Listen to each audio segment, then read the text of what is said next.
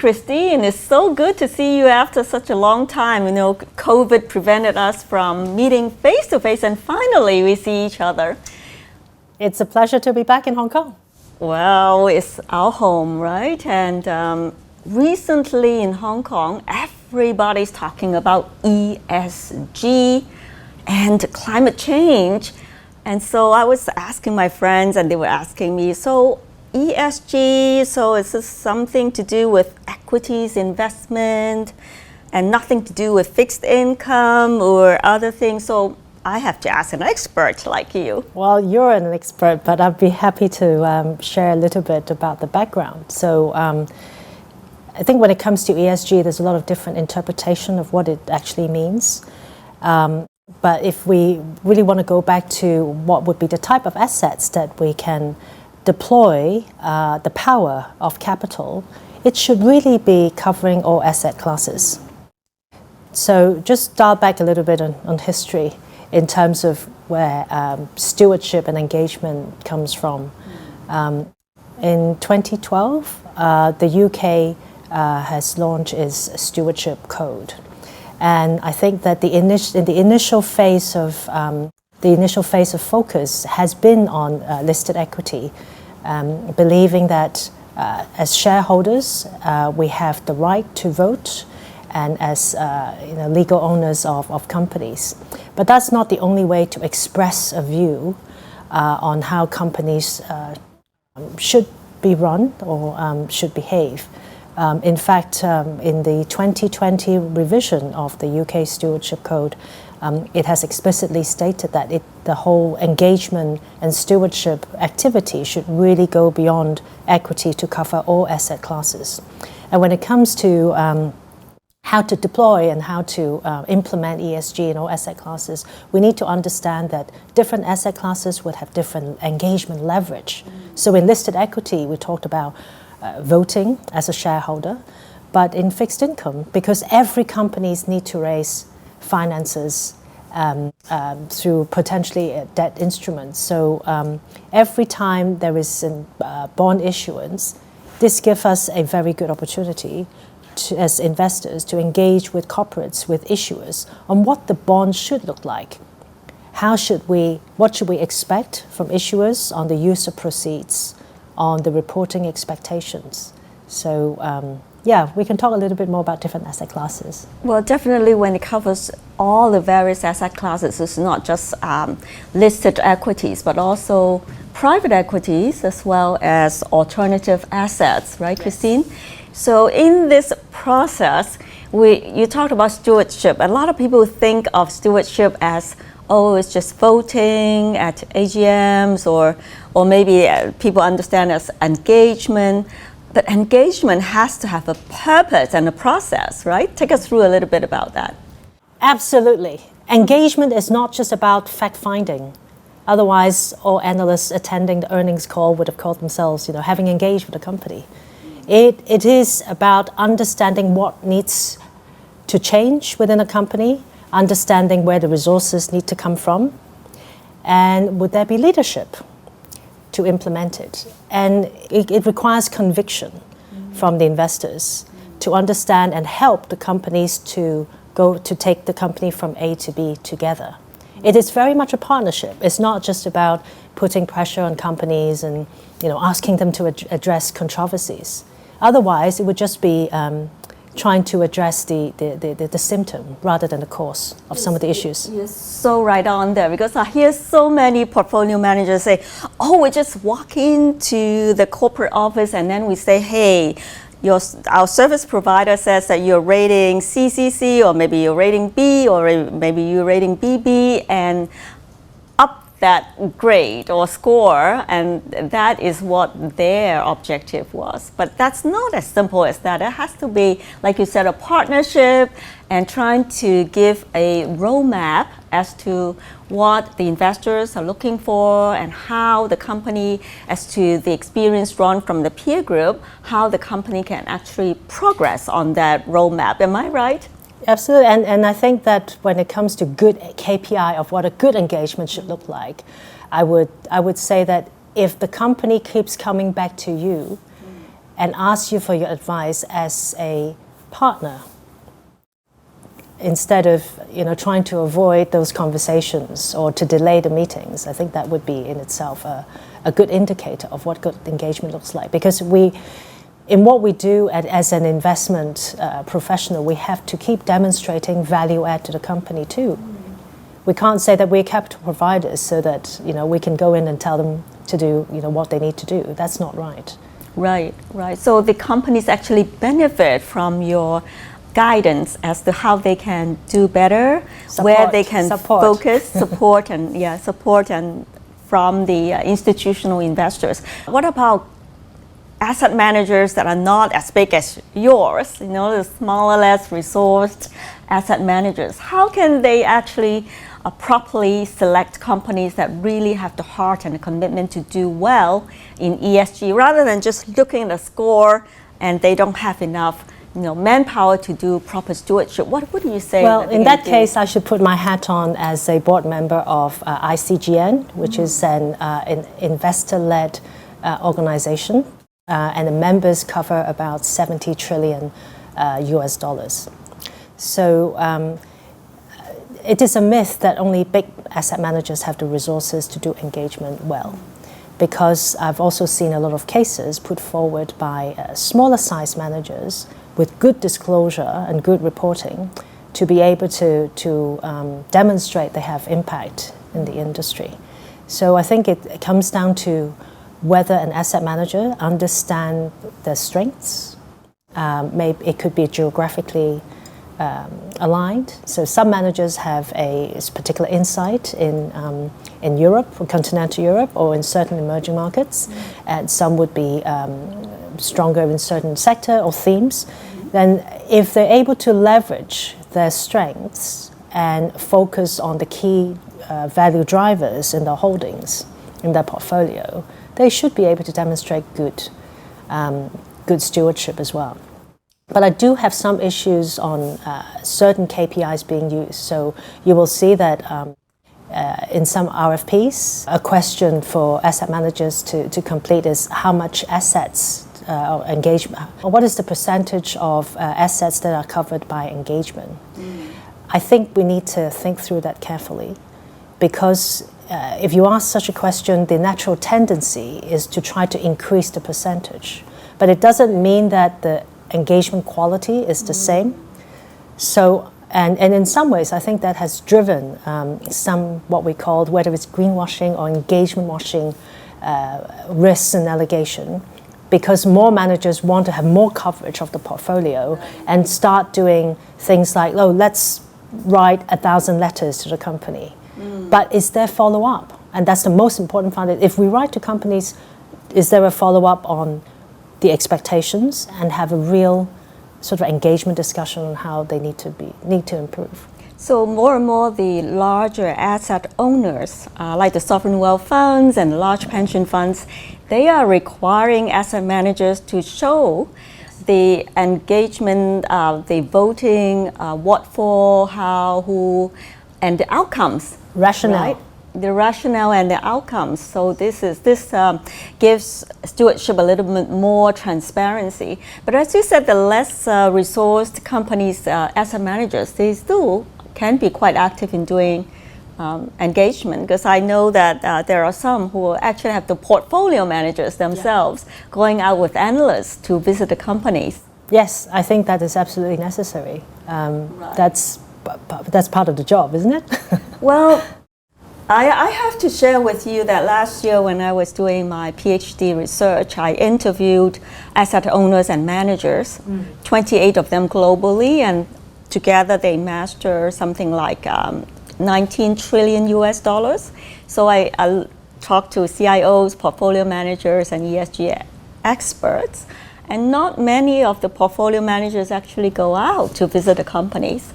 A few of them actually, when I asked them about their ESG integration into the portfolio, how they integrate ESG into the decision-making process, some scary answers, some, I wouldn't say names, but some scary answers say, it's the companies in my investable universe, and this is a score that my ESG analyst gave me, and so I think I can weight it a little bit higher, a little bit lower.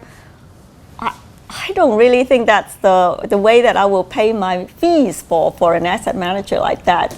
Well, portfolio managers have a lot of duties, and ultimately they're responsible for the performance, they're responsible for the compliance of the portfolio to the investment guidelines they're given. So it is inevitable that the finding time to do company visits sometimes is a challenge. But some of the best portfolio managers I have worked with, which I feel very fortunate to have had the chance to do that, and whether you think that they have strong conviction or have, as defined by the investment performance, I found that there are some commonalities amongst them. Maybe I can share a little bit. Please.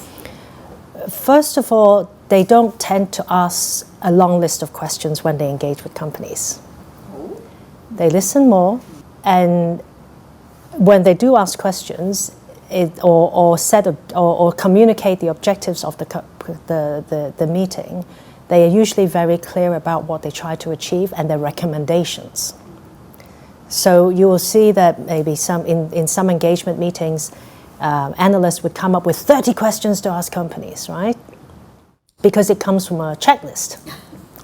That is not going to inspire companies. Well, that's not going to inspire anybody, really. But the best portfolio managers who will engage, they tend to listen and have their own hypothesis as to what are the key value drivers of the company and communicate that. And then go back maybe the next 6 months, 12 months, and see where they are. And I actually enjoy having that conversation. I don't think we need to do it too often, because company actually needs time to drive change, instead of trying to entertain investors meetings every sort of 5 days. But it's knowing when to put pressure when there is a big change that is needed, and when to give them time. So that is one sort of characteristic that I've seen is ask fewer questions but quality questions. And secondly, definitely do company visits, because when we go on company visits, you get the energy and the feeling of the culture of the company, because we would not just engage with the executives or people in the meeting room. You walk the shop. You go and talk to people who are on the front line, who are at the factories, security guards. I talk to security guards. I talk to the cleaners, as well as board directors. Drivers, absolutely. They know all the gossip. So it's not just about engaging with board directors. Of course, that's very important. Tone from the top is very important.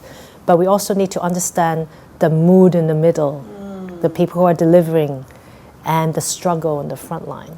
So if there's a good feedback loop, so the people in the front line understand the tone from the top, and people in the middle are empowered to deliver, then you have a very good mechanism working. But if we have the tone from the top, the board directors, if the board directors only get information from board papers without having their alternative sort of information sources, it doesn't have to be about a company. It could be about a theme.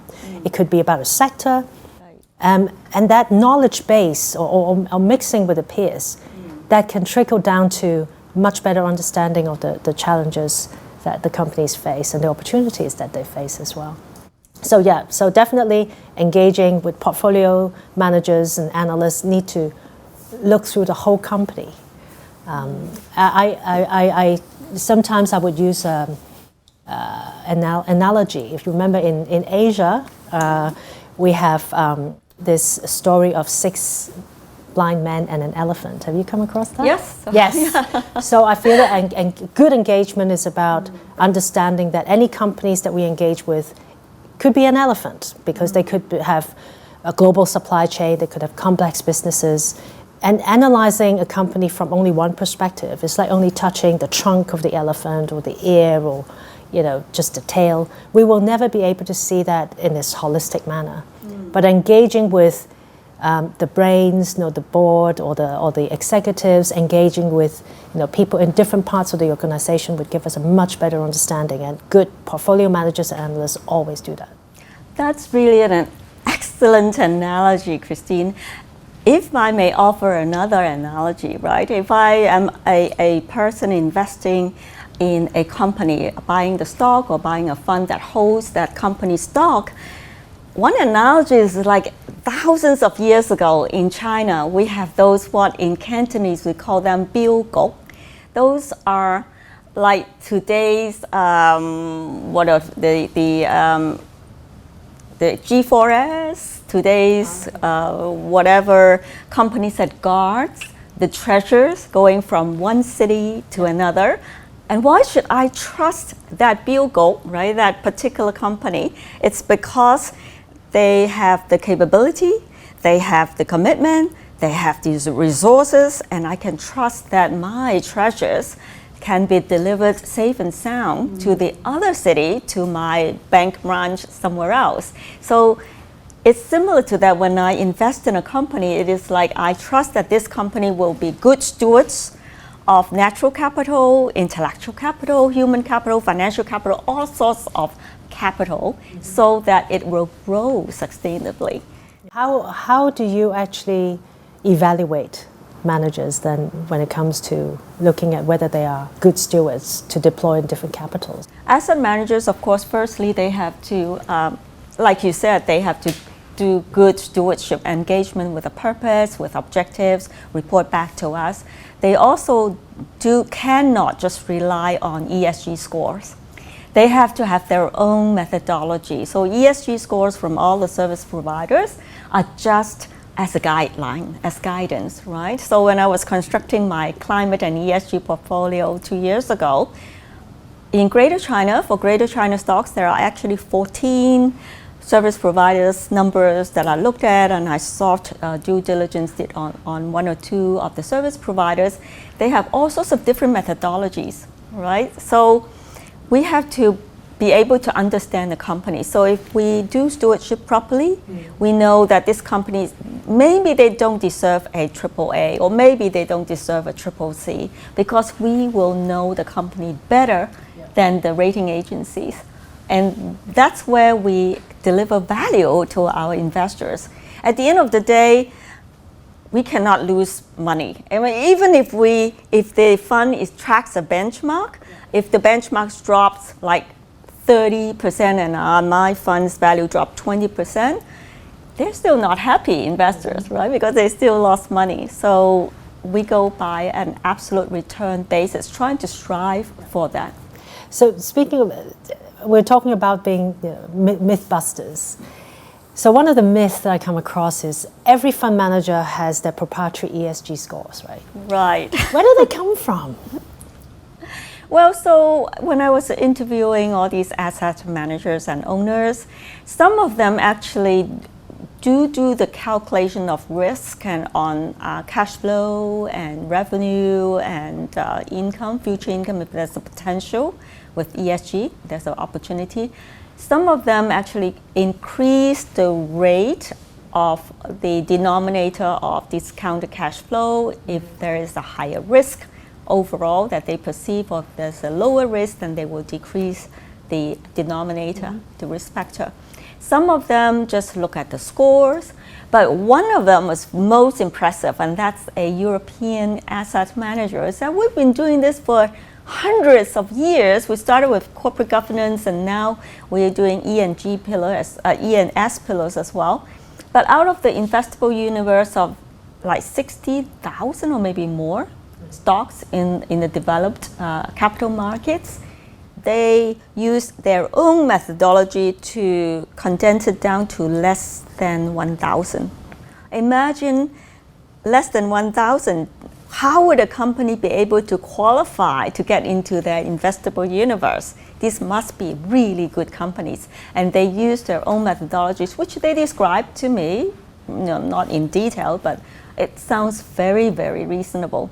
So like you said, every asset manager has their own metrics, and they weigh the metrics differently. But at the end of the day, as an asset owner or investor, I would need to know their rationale, why they change a certain rating or why they weigh this particular. I actually did ask. One of the portfolios had a triple C rating stock in it. It's supposed to be an ESG fund, right? So why? And they say, well, because we don't think that they deserve triple C, according to this ranking by this service provider. So yeah, if it convinces you, then maybe you will stick with the fund, yeah? And so, Christine, one of the things that I'm really puzzled is that we have so many service providers, so many asset managers who rank differently. And the universe keeps growing. Yes, but how do we really peel off the layers and say, we don't want greenwashing, right? We really want to go to the core of things. We really want to know the temperature contribution of this fund or their constituents. What do you think is the best way? I think the fund manager or the asset managers themselves need to have strong conviction as to what they're trying to measure in the first place. So just to move slightly away from climate, because we've been talking about climate a lot, is what we're doing in my own team is how can we structurally assess what good diversity, equity and inclusion looks like, and how are they different? So yes, we have been going and assessing the different providers, but we have different criteria looking at providers that wanted to sell us the diversity score compared to the inclusion score, because they are different things. And internally, we also have our own working group, about 15 of them, looking at different types of diversity. It's not just gender or ethnicity. We also have veterans, we have LGBT, we have social mobility. It's as many different types of diversity we can identify and supported by our own staff. And through that internal conversation, we've come up with a framework to look at how we can travel from A to B. It's like a good engagement. How we can travel from raising awareness to having the right kind of policies and processes to having the right kind of influence within an organization. And then bring that own experience into the way we create our own scores with the support of the service provider, but not driven by the service provider, which is extremely important. Otherwise, we'll be bombarded by service providers all the time. It's not that the product is bad or anything. It's just that I would become that product. I don't want to put us, the company in that situation. We would need to have our own process, and this is the modules. In Chinese, it's like 我執藥係. The 藥方 is from me, not from someone else. Right, the formula is your own proprietary formula, right? That's right. Doesn't it really depend on how resourceful that asset manager is? If you have a big team, you have a lot of resources, tools, and but systems. Big teams also have a lot more reporting, and more funds have more reporting to do as well. Absolutely. So do we have a tool? Do you think that we badly need a tool that can help the smaller, less resourced investors to do this in being able to understand the ESG, what's really in the ESG scores? We badly need tools that helps people to jump over the hurdle of thinking that ESG is about existing scores. We badly need tools that can help investors to inspire their interest in understanding what lies beneath those scores and what is the substance that we are talking about. And I think real impact can only come if we look beyond what a number means, but understanding the underlying issues and engage on the issue, but not engaging on the score. I absolutely agree with you. And one step further, I'm so happy that BlueOnion can actually let me customize my investments. If I don't want like a certain controversy, a certain sector, a certain ESG, a pillar that ranks lowly, I can actually customize that sort of investing. So aside from that screening out process, is there a way to actively promote positive characteristics using this platform as well? Yeah, we can actually select the service providers, the fund providers, the asset managers, as well as the constituents inside the fund. We can actually look deeper. And actually, because of investors' capital channeling to these companies and projects that are going green or doing more responsible stewardship of their capital, then actually we can make the whole world better eventually. I'm very excited about this because I know just the right people who would want to have access to this, and I will send them a message after this. Wonderful. It's so good seeing you. Well, the Okay, pleasure is good mine. Good health. to see you. Yes.